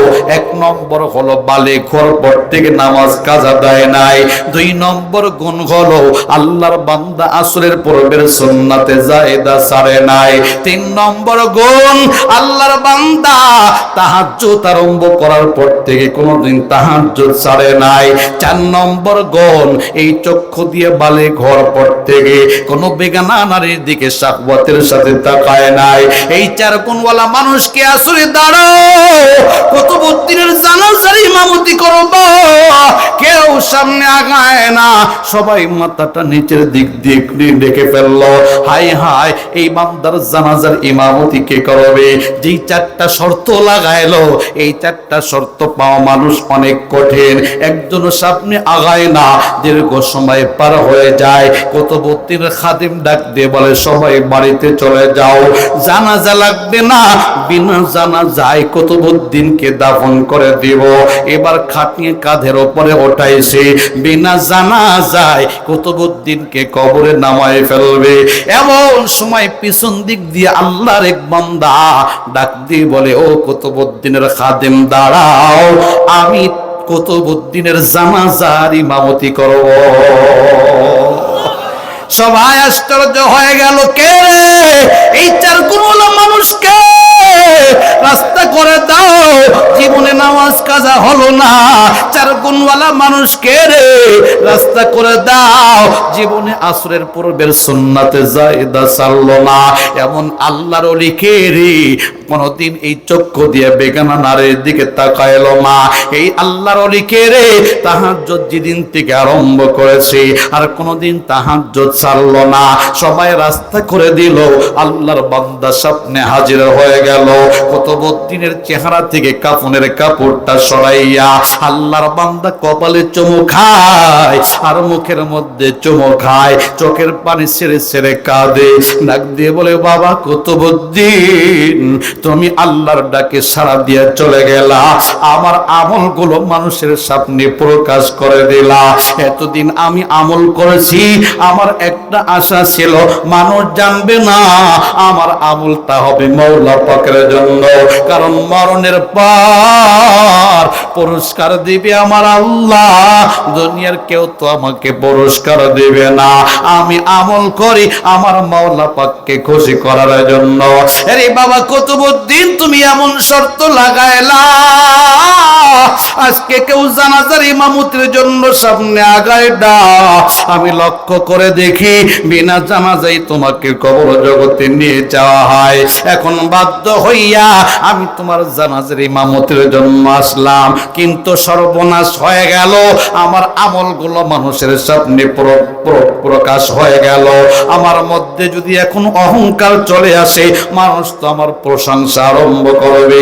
আমার অন্তরে যদি একটু রিয়া চলে আসে, আমার অন্তরে যদি একটু তাকাব্বুরি চলে আসে, আমার সব আমল বরবাদ হয়ে যাবে, আমি জাহান্নামের আসামি হয়ে যাইব। ওরে বাবা কুতুবউদ্দিন, তোমার কাছে ওসিয়াত, হাসরের ময়দানে আমি যদি পাকড়াও হয়ে যাই, আল্লাহর কাছে সুপারিশ করিয়া আমাকে জান্নাতে লয়ে যাইও। সুবহানাল্লাহ। আরে কোন বান্দা নিজেকে এত ছোট মনে করে যার কোনদিন নামাজ কাজা হলো না? কোন বান্দা নিজেকে এত ছোট মনে করে যার কোনদিন তাহাজ্জুদ কাজা হলো না? কোন বান্দা নিজেকে এত ছোট মনে করতেছে যেই বান্দার কোনদিন আল্লাহর বান্দা চক্ষু দিয়ে বেগানা নারীর দিকে তাকাইলো না? এত বড় নেককার বান্দা, অন্তরে কত ভয়, না জানি আমার আমল বরবাদ হয়ে যায় কিনা।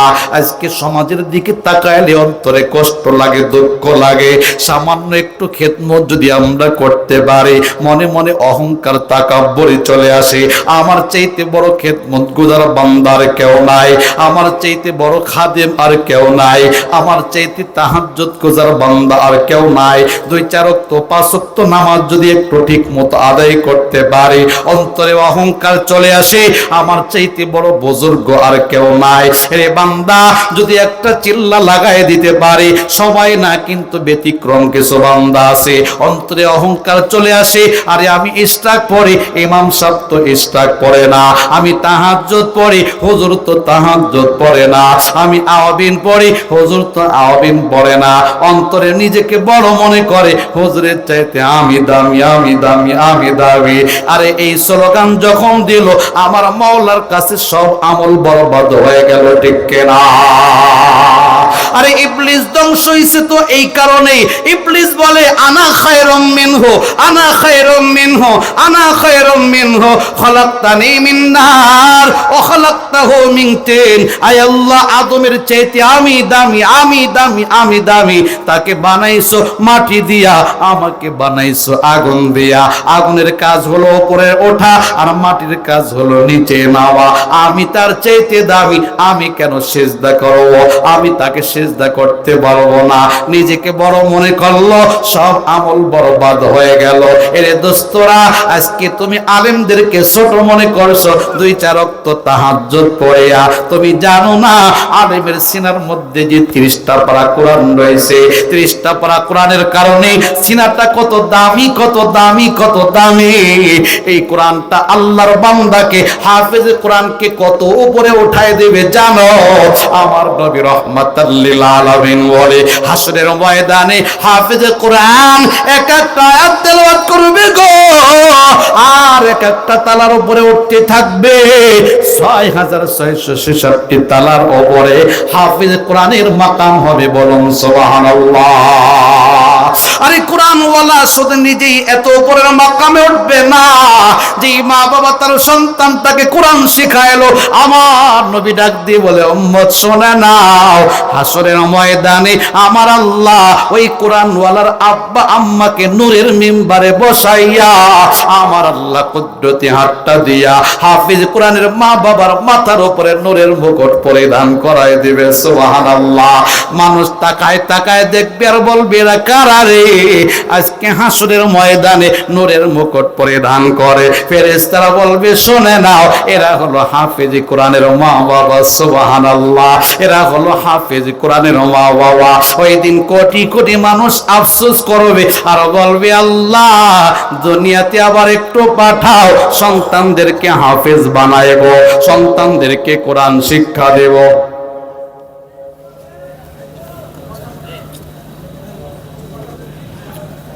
কষ্ট দিছে আপনাদের? আর একটু চলবে?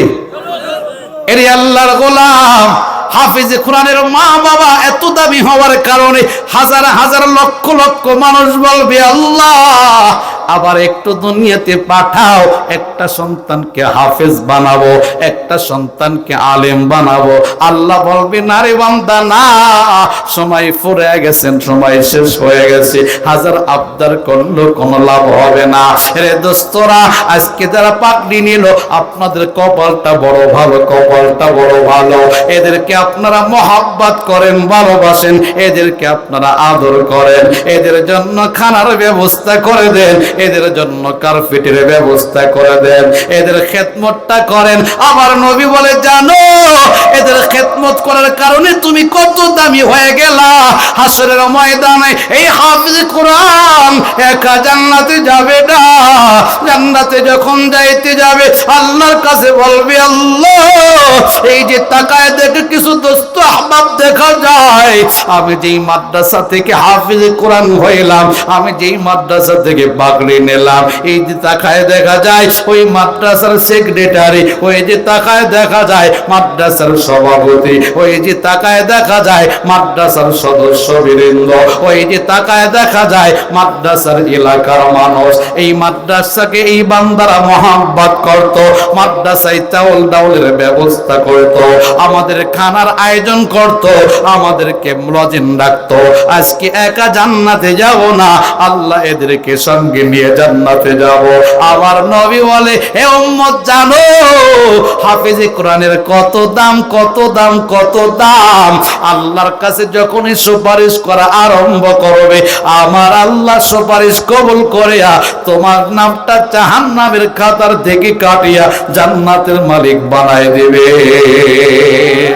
আর এই হাফেজ কোরআন যখন আলেম হবে পাওয়ারটা আরো বাড়তে থাকবে, বাড়তে থাকবে। কতবার বেড়ে দোস্ত হাফেজ কোরআন তো 10 জনকে জান্নাতে নেবে, হক্কানে আলেমের কোনো সংখ্যা টঙ্কা নাই। একটা উদাহরণ দিলে ভালো করে বুঝে আসবে। আমার নবী রাহমাতাল লিল আলামিন পূর্ণিমার চাঁদের রাত্রি আম্মা জান আয়েশা সিদ্দিকা রাদিয়াল্লাহু তাআলা আনহাকে নিয়ে ঘুমাইতেছিলেন। নবী ঘুম থেকে জাগ্রত হইয়া আকাশের দিকে তাকায় দেখে তারকারাজি ঝলমল ঝলমল করে। আল্লাহর নবীর দিলটা খুশি হয়ে যায়। আম্মা জানকে ডাক দিয়ে বলে আয়েশা আকাশের দিকে একটু তাকাও, আমার আল্লাহ তারকারাজি দিয়ে কত সুন্দরভাবে সাজাইছে। আম্মা জান বলে নবী হে আল্লাহর এই কারিশমা দেখে আমার দিলটা খুশি হয়ে গেল। আল্লাহ পাক আসমানটাকে তারকারাজি দিয়া এত সুন্দরভাবে সাজাইলেন, না জানি গো পয়গম্বর আমার মাওলা কত সুন্দর। আল্লাহর নবী ডাক দিয়ে বলে ওরে আয়েশা এখন তোমাকে একটা প্রশ্ন করব, তুমি জবাব দাও। আম্মা জান আয়েশা বলে পয়গম্বর কি প্রশ্ন করবেন? আল্লাহর নবী বলে আয়েশা তুমি একটু বলো তো দেখি আকাশের তারকারাজি সমতুল্য নেক আমার কোন উম্মতের আমলনামায় আছে? আম্মা জান বলে না নবী আমি বলতে পারবো না, আল্লাহ আল্লাহর রাসূল ভালো জানেন। আম্মা জান আয়েশা বলে নবী আপনি ভালো বলতে পারবেন, আপনি জবাবটা দিয়ে দেন। আল্লাহর নবী বলে আয়েশা আকাশের তারকারাজি সমতুল্য নেক আমার ওমরের আমলনামায় আছে। সুবহানাল্লাহ বলেন না। আম্মা জানের চেহারাটা একটু মলিন হয়ে গেল, মনে মনে চিন্তা করেছিলেন বাবা আবু বকরের নামটা বলবে, কিন্তু না না আবু বকরের নামটা নবী বলেন নাই, ওমরের নামটা বলেন। আম্মা জান মনে মনে চিন্তা করে আমার বাবা দিনের এত খেদমত করলো, নিজের জীবনটা নবীর পিছনে দিয়ে দিল, দুনিয়ার সমস্ত সম্পদ নবীর পিছনে দিয়ে দিল, ইসলামের জন্য কোরবানি করে দিল। তাবুকের যুদ্ধে আমি আয়েশা তাকায় দেখেছি আমার নবী রাহমাতাল লিল আলামিন যখন সাহায্য প্রার্থনা করেছে আমার বাবা আবু বকর ঘরে দৌড়ায় চলে আসে। আম্মা জানকে বললেন বিবি রে নবী দিনের জন্য সাহায্য চায়, কি আছে তাড়াতাড়ি ঘর থেকে বের করো। আমার আম্মা জান বললেন স্বামী দেওয়ার মতো তেমন কিছুই নাই। আব্বা জান ঘরের দিকে তাকায় দেখে কিছু থালা বাসন দেখা যায়, ডাক দিয়ে বলে বিবি থালা বাসন গুলো বস্তার মধ্যে ঢোকা দাও, আমি এই থালা বাসন গুলো নবীর সামনে পেশ করব। সুবহানাল্লাহ। আবু বকরের বিবি থালা বাসন গুলো বস্তার মধ্যে ঢোকায় দিলেন।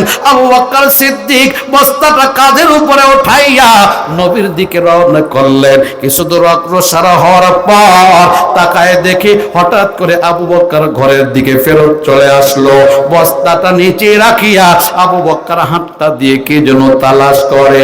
আবু বকরের মেয়ে ডাক দিয়ে বলে, বাবা, দেওয়ার মতো যা ছিল বস্তার মধ্যে ঢুকায় ফেলছেন, হাতটা দিয়ে আবার কি তালাশ করতেছেন? আবু বকর বলে, মেয়ে, ও অনেকদিন আগে আমি আবু বকর একটা সুই লাগায় রাখছিলাম। আমি আবু বকরের মনটা চাই একটা সুই আমার ঘরে থাকবে না, সব দিনের জন্য নবীর সামনে পেশ করব। সুবহানাল্লাহ। আবু বকর সুইটা তালাশ করে বের করিয়া বস্তার মধ্যে ঢুকায়া আমার নবীর সামনে নিয়ে গেলেন। আবু বকরের করুণ হালাত, আবু বকরের দেহের মধ্যে একটা চটের পোশাক। আল্লাহর নবী আবু বকরের হালাতটা দেখে চোখ দিয়ে পানি ছেড়ে দিলেন। জিব্রাইল হাজির হয়ে গেল। আল্লাহর নবী তাকায় দেখে জিব্রাইলের দেহের মধ্যে একটা চটের পোশাক। সুবহানাল্লাহ। আল্লাহর নবী ডাক দিয়ে বলে, ও জিব্রাইল, আমি পয়গম্বর কোনদিন তোমার দেহের মধ্যে চটের পোশাক দেখি নাই, আজকে কেন চটের পোশাক?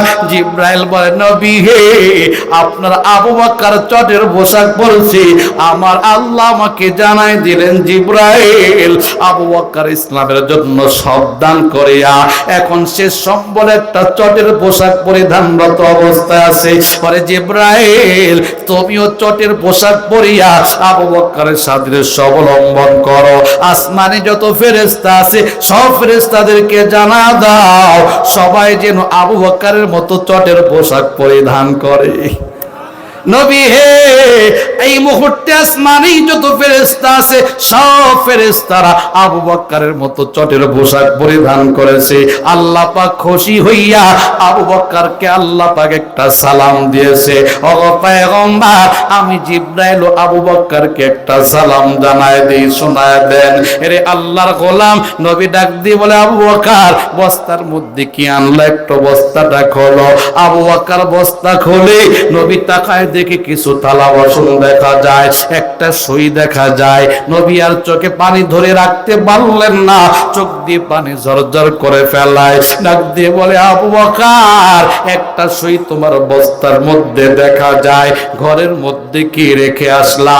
আবু বকর চমৎকার জবাব দেয়, নবী হে, আল্লাহ আল্লাহর রাসূল থাকলেই চলবে, আর কিছু লাগবে না। ওগো পয়গম্বর, আমি আবু বকরের জীবনের টার্গেট দুনিয়া না, আমি আবু বকরের জীবনের মূল টার্গেট তো জান্নাত। আমি আবু বকরের জীবনের মূল টার্গেট দুনিয়া না, আমি আবু বকরের জীবনের মূল টার্গেট তো আখিরাত।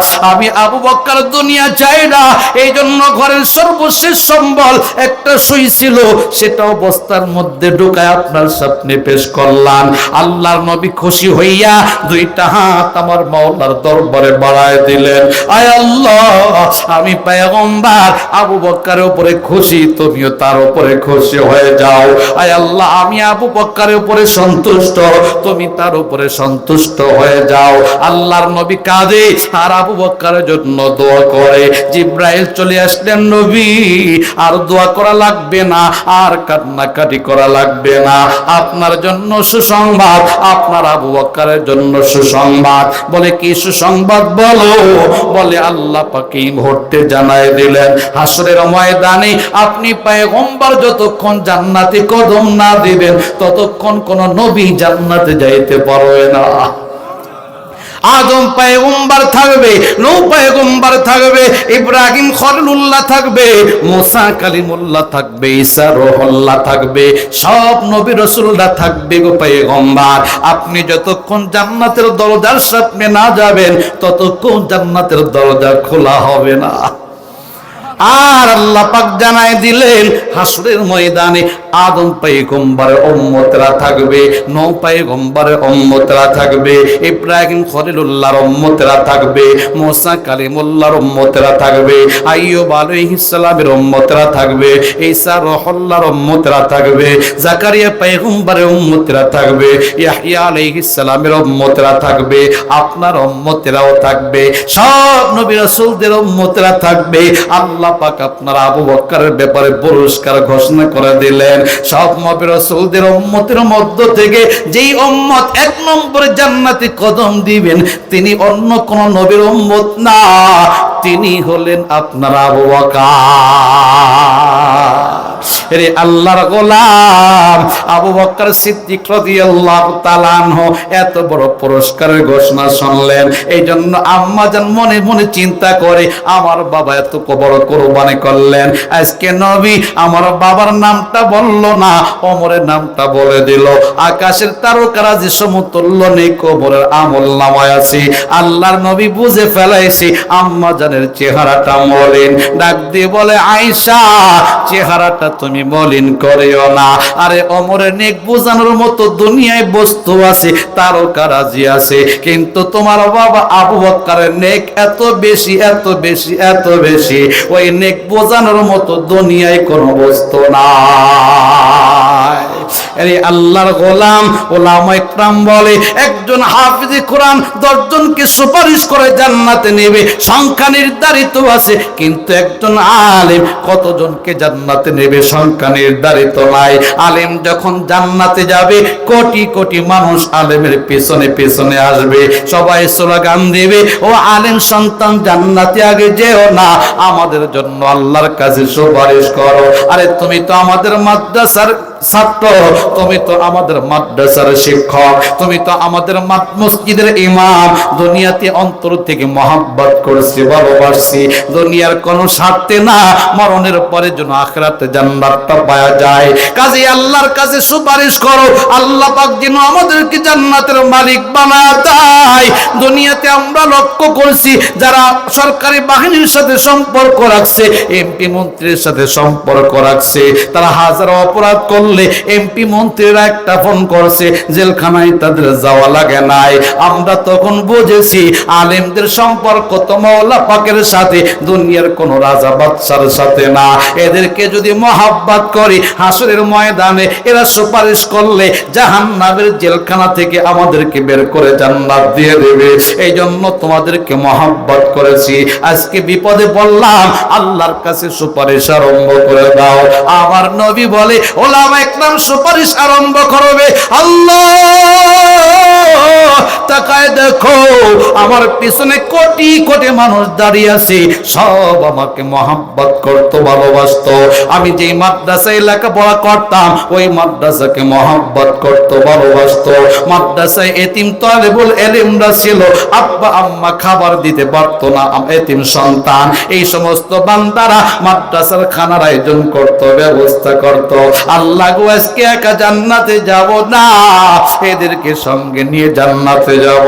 আমার নবী বলে আলেম সন্তান যাদের জন্য সুপারিশ করবে আমার আল্লাহ তাদের সুপারিশ কবুল করিয়া কোটি কোটি মানুষকে জাহান্নামের খাতার থেকে নাম কাটিয়া জান্নাতে পৌঁছায় দিবে। এজন্য দোস্তরা আপনাদের কপাল ভালো, ভাগ্য ভালো, এই যে মাদ্রাসা কায়েম হলো, হাসরের ময়দানে দেখবেন এই মাদ্রাসাটাকে জরিয়া করে এলাকার হাজার হাজার লক্ষ লক্ষ মানুষ জান্নাতের দিকে রওনা করছে। সুবহানাল্লাহ। এজন্য যুবক ভাই মুরব্বী বাবা কুতুবউদ্দিনের বাকি আলোচনাটা একটু পরে করব, 2-4টা মিনিট লাগবে শেষ করতে। এই মুহূর্তে একটু 2টা হাত দেখতে চাই, যেহেতু একটা আবদার মাদ্রাসার পক্ষ থেকে আসছে।